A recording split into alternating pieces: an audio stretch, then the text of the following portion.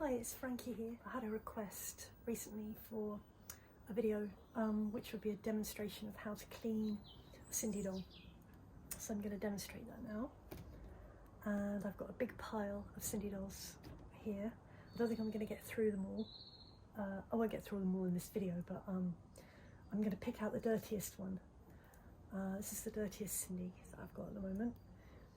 And I'll show you what tools and materials I've got here. I've got various buckets, bowls full of water. This one's got washing up liquid in it. I've got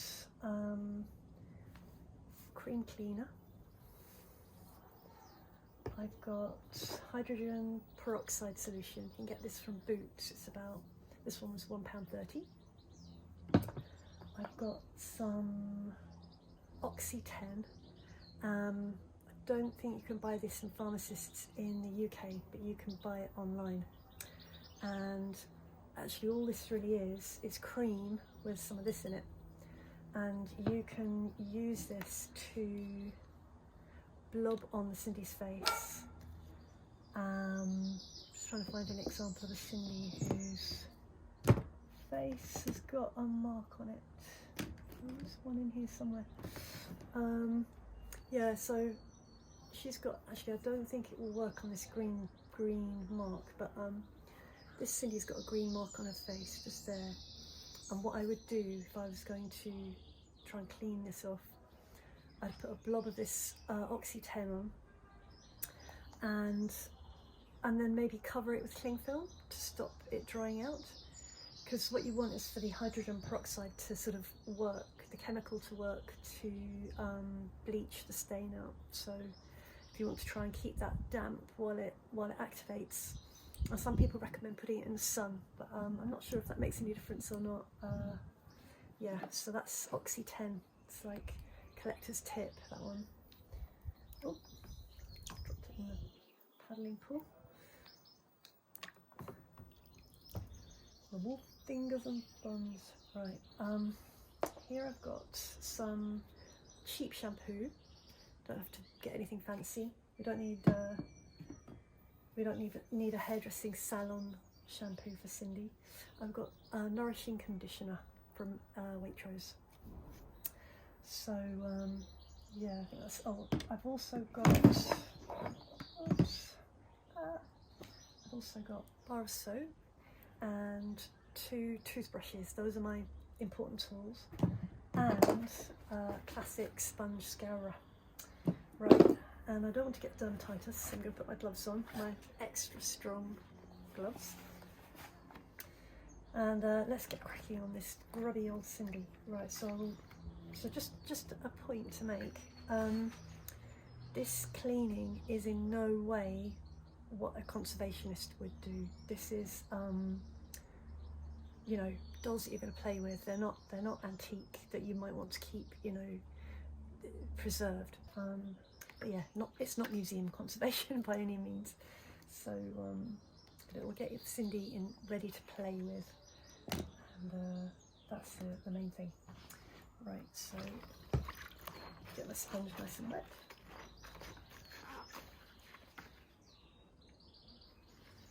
Cream cleaner. If she wasn't so dirty, I would probably just use the washing up liquid, because if you can avoid something that might degrade the doll over time, then it's best to avoid it. But this dirt's not going to come off any other way that I know of, so I'm just going to get cracking with giving this a scrub. And you can see, whoops, you can see straight away she's coming up cleaner underneath. So these are my secrets, as it were. This is just what I find to be most efficient, really, for cleaning them. And I do tend to have quite a pile to get through because I'm selling the dolls. Yeah. Poor Sindy ends up in some very ungainly positions. She's getting scrubbed up.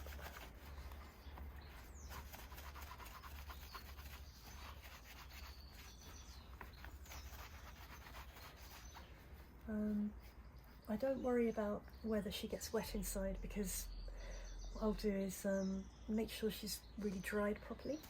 after the cleaning. This actually looks like it might be a stain at the top here. Sometimes you get melt, this thing called melt around the hips, where the different types of plastic interact over time, and it kind of causes one part of the plastic to sort of, well, literally melt. So that you might notice that when you're cleaning up the doll.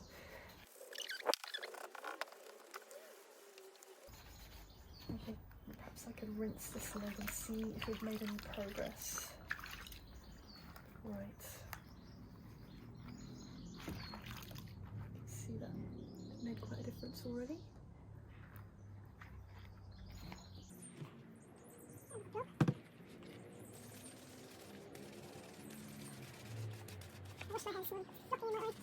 I think this scourer, this green scourer, I mean, it's fairly soft, and you find when you've got an old one of these that it'll be much softer, so you could make a decision to use a softer one. I wouldn't use something like wire, what's it called? That kind of stuff that's made of wire or scrunched up. I wouldn't use one of those, because you don't want to actually take the plastic off. It's just got like a sort of rubbery layer, almost like skin on top of the rubber. It's actually quite hard work scrubbing away. Imagine what it must have been like for a Victorian woman having to scrub all the laundry by hand. It must have been very strong. I feel like I've got weak office worker arms.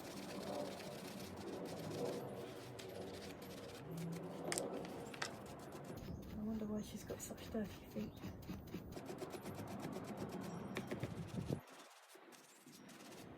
She's a ballet dancer. Her ankles are broken. Lost their wire inside.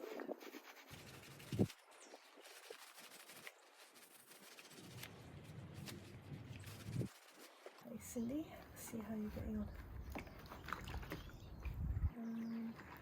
That's quite a transformation already. There's still a couple of grubby bits that I'm gonna work harder at. I'm just going to be careful when I get to the hip and brush that way, because if I brush this way I might lift up the surface, so just try and avoid doing that too much.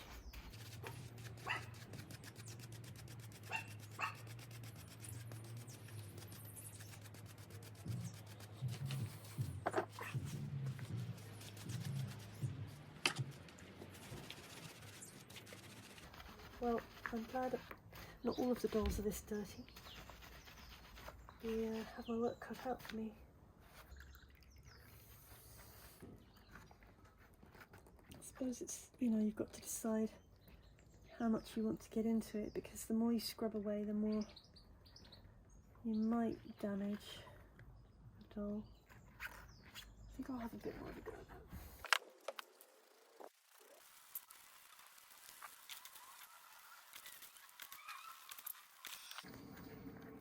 So I'm going to do the arms just the same way that I did the legs and the torso as well. The face I'm going to do differently, so we'll get to that.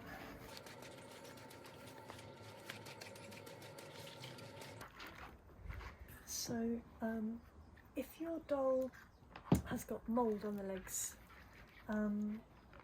or anywhere on the body, that's when the hydrogen peroxide comes in. So what you can do is fill, you could use a bowl this shape that you could sit your doll in, and you pour the hydrogen peroxide dilution in and just sit here in that for a few days, and you'll see the mould will gradually fade. And don't panic if the legs seem to be much paler than the rest. Say you've got just the legs in the hydrogen peroxide, you might see that they go really pale, and you might panic and think, oh my god, the leg's going to be a completely different colour. But don't worry, because when it dries, it kind of goes back to the normal colour. So yeah, that's just for mould. and I'll leave a list of my materials in the description. And while I'm thinking of things to say, please subscribe if you like the video and share it. Click the alarm bell for reminders of when I publish a new video. And like and comment, thank you. Okay, so where am I up to? Right, so for the hands, which is really helpful because you can get into the little cracks and crevices. So I can use some soap, just a bar of hand soap here. And work up a bit of a lather with your toothbrush. And then into the palm of the hand like that, all around the wrists and the tricky bits that you can't get to very easily. Maybe like the toes and like right in the middle of the foot arch there. A bit awkward. Under the arms. And then the face, I'm going to use a much softer brush.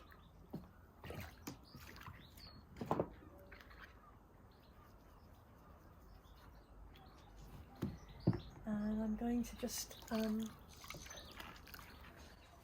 brush around the face like this. And what I want to make sure is that I don't push the eyelashes in, because they're quite difficult to get out once they've gone in. So I just brush that way. The eyes often get quite dusty, so it's nice to get the soft toothbrush right in there, all around the mouth. It's lovely when the face comes up clean.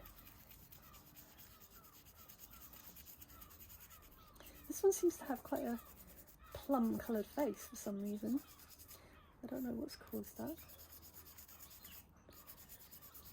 Just different batches of plastic, I guess. Different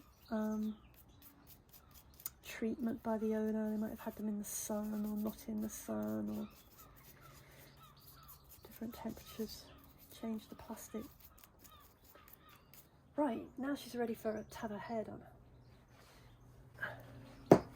Now she's ready to have her hair done. I'm going to put this aside for a second.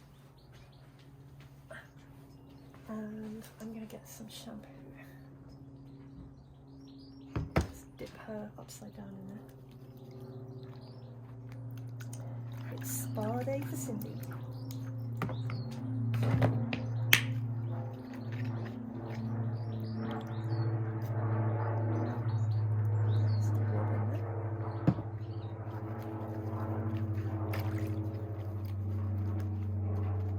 Yeah, so human shampoo seems to work perfectly well. Perhaps one day there'll be a special dolly shampoo that you can buy, but I don't think that any exists at the moment. Perhaps I should bring out Shim Shim shampoo. That'd be funny. Right. Rinse that off a bit. Now, the conditioner next. I'm not going to put that straight on her hair like I did with the shampoo, because I don't like too much conditioner, because it kind of... why don't I like too much conditioner? I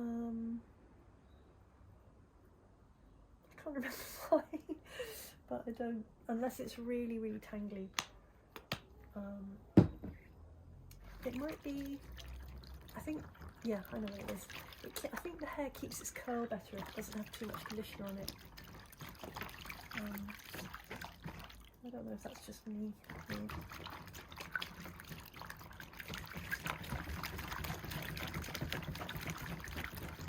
Right, that's blended. Okay, now she just gets dipped in there.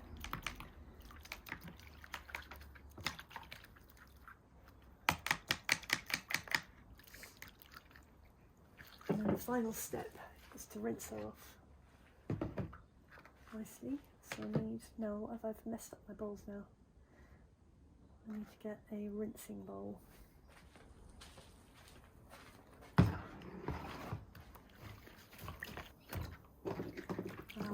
I'll probably use the I'll use the soft toothbrush again to rinse around the eyes there. Nice eyelashes this one's got. Even if she does have a very pink face. She's looking good.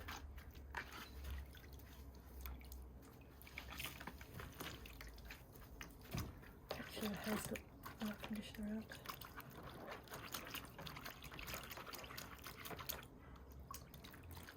Okay.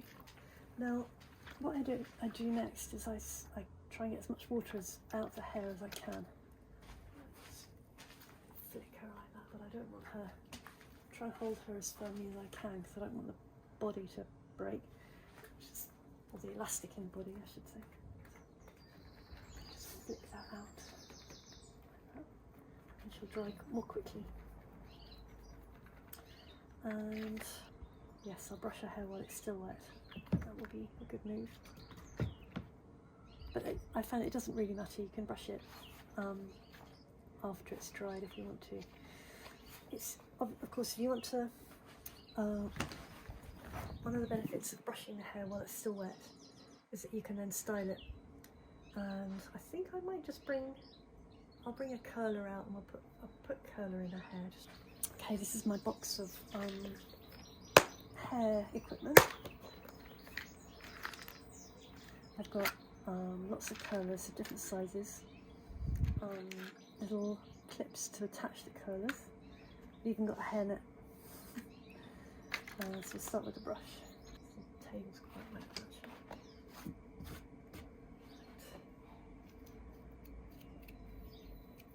And you want to be careful when you're brushing the hair that you don't pull it out of the roots.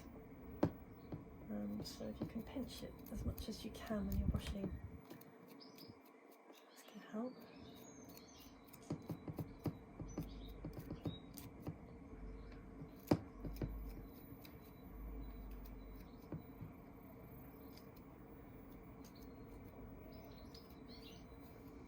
It tends to look a lot, obviously it was going to look a lot better when it's dried.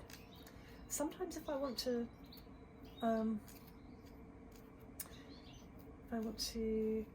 well, what I usually do to make it kind of lie flat in the right way is I'll brush it down like that, and then I'll place a hairband over her head like that. Sometimes it gets a bit of a kink in it, it's the only problem, but it's quite nice for the hair to lie flat over the ears on the side. So sometimes I just set her up like that, and then I put her in the sunshine to dry. And you really want to make sure that you're getting the moisture is going to be able to get out from inside those hips and the arms. So yeah, it's not ideal to get moisture inside the doll, but if you can wedge the arm a bit when you're with a matchstick, perhaps when you're drying it. And I usually put them above the radiator, or in the summer, if the sun was shining in my garden right now, I'd put them actually directly in the sun, and they're good to go, and they dry quite quickly. Yeah, so she's ready. And if I wanted to curl the hair, just I'm not really very good at hair, to be honest. There's a lot of collectors who are way better at hair than I am. But yeah, you can have fun. You can get creative, and you know, curl the hair like that. You can play. Right. So thank you for watching. It was lovely to have you, and I hope you enjoy cleaning your Sindy dolls. And that's all for now. See you later. Bye.